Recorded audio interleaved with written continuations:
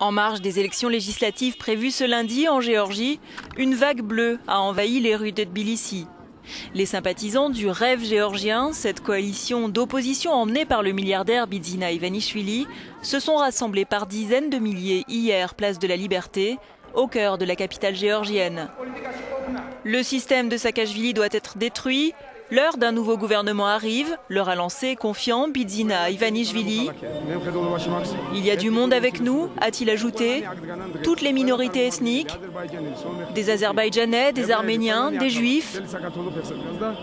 C'est un bon exemple pour dire au monde entier que notre nation mérite une vraie démocratie et un vrai succès.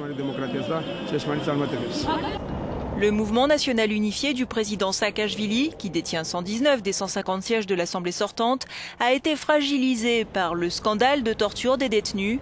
Ces révélations avaient engendré un remaniement ministériel la semaine dernière. La torture était une pratique liée au système policier géorgien et ça ne peut plus durer, déclare le nouveau ministre de l'administration pénitentiaire.